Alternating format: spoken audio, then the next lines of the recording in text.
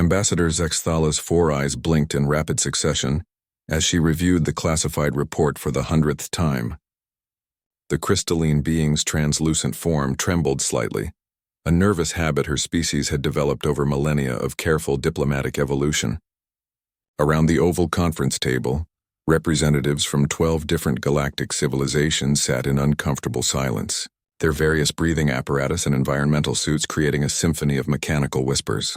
"The motion before the Galactic Council is unprecedented," Zexthala announced, her voice resonating through the universal translators.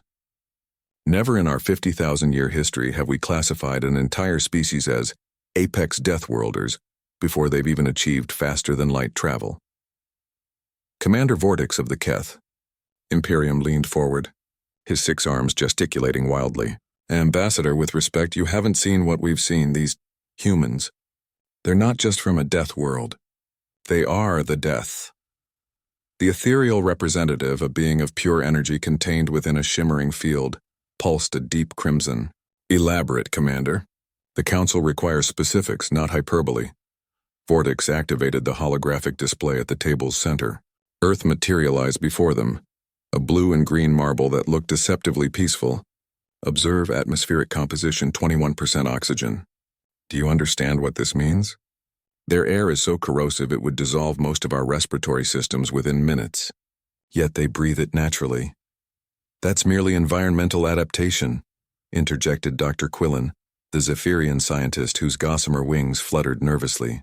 "Many species evolved to survive harsh conditions." "Harsh conditions?" Vortex's mandibles clicked in what his species considered dark amusement. He manipulated the display, zooming in on Earth's surface. "Their planet experiences temperature variations of over 100 degrees in their measurement system. They have storms that generate more energy than our fusion reactors, tectonic plates that shift and destroy entire land masses, water that falls from the sky with such force it can kill." The images shifted. Hurricanes, earthquakes, volcanic eruptions, tsunamis. The assembled delegates watched in growing horror. "And yet," Vortex continued, "humans don't just survive these conditions. They thrive in them. More disturbing, they seek them out for recreation." New images appeared. Humans climbing impossibly tall mountains, diving into crushing ocean depths, launching themselves from aircraft with only cloth to slow their descent, running directly toward active volcanoes to study them. "This cannot be accurate," whispered the melodic delegate whose song speech created haunting harmonies. "No sentient species would voluntarily expose themselves to mortal danger for entertainment." "I thought the same," Vortex replied grimly, "until I witnessed their response to our first contact scenario." The hologram shifted to surveillance footage from a Keith research vessel. The timestamp indicated it was only 3 Earth months old. "We intercepted what we believed was a distress signal from a primitive spacecraft. Standard protocol: investigate, render aid if possible, maintain observation distance." The footage showed a small human vessel, clearly damaged, drifting in the void. The Keth ship approached cautiously. When we transmitted universal peaceful greetings, their response was unprecedented. Vortex paused, his breathing apparatus whirring. "They didn't cower. They didn't flee. They didn't even attempt to establish communication protocols." "What did they do?" Zexthala asked, though her crystalline form suggested she dreaded the answer. "They attacked." The silence in the chamber was absolute. A single damaged vessel with primitive chemical propulsion, containing only 3 humans, attempted to engage our battlecruiser. Vortex manipulated the display, showing the incredible scene. They improvised weapons from their life support systems, turned their oxygen tanks into explosives, used their navigation thrusters as projectile weapons. The assembled delegates watched in stunned fascination as the tiny human craft maneuvered with impossible precision, dodging plasma bursts that should have vaporized it instantly. "How did they evade your targeting systems?" the ethereal inquired. "They didn't just evade, they adapted mid-combat. Within minutes, they had analyzed our firing patterns and developed countermeasures." Vortex's voice carried a mixture of admiration and terror. But that's not the frightening part. More footage revealed the interior of the human vessel. 3 figures in primitive spacesuits worked with mechanical precision, their movements coordinated without any visible communication system. No panic, no fear responses, While their ship was literally falling apart around them, they maintained perfect operational efficiency, and they were— Vortex paused, searching for the right word— enjoying themselves. The closest human to the camera turned briefly toward what must have been an internal recording device.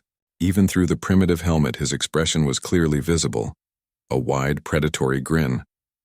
Dr. Quillen's wings had stopped fluttering entirely. What was the engagement outcome? We withdrew. The admission sent ripples of shock through the chamber. The Keth Imperium possessed the most advanced military in the galaxy. They had never withdrawn from any engagement. Our tactical analysis concluded that while we could have destroyed them, the cost would have been— Vortex hesitated— significant. These three humans, with their primitive technology and impossible biology, forced our battlecruiser into defensive maneuvers. They turned their own imminent death into a weapon.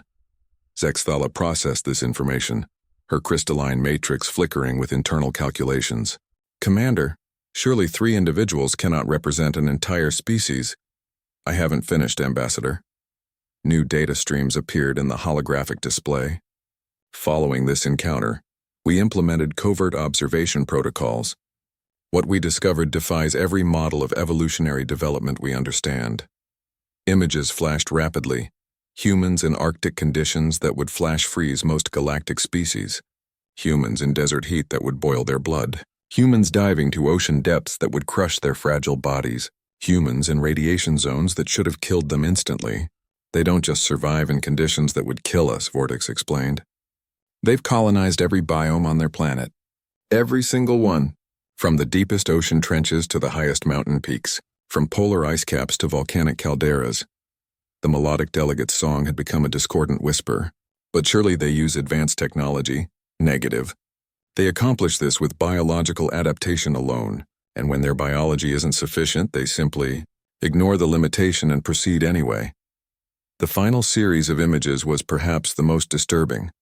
Humans running impossible distances, lifting massive weights, performing feats of endurance that challenged the laws of physics themselves, all while smiling.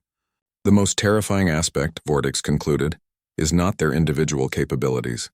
It's their collective psychology. They call themselves persistence hunters. When they decide something must be done, they simply continue until it's accomplished. Failure is not a concept they understand.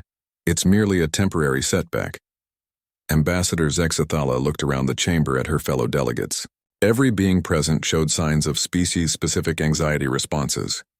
The motion before the council stands, she announced formally. All those in favor of classifying humanity as apex Deathworlders and implementing indefinite quarantine protocols. 12 appendages, energy fields, and consciousness matrices indicated unanimous agreement. As the session ended, Zexthala couldn't shake the image of that human's grin from her thoughts.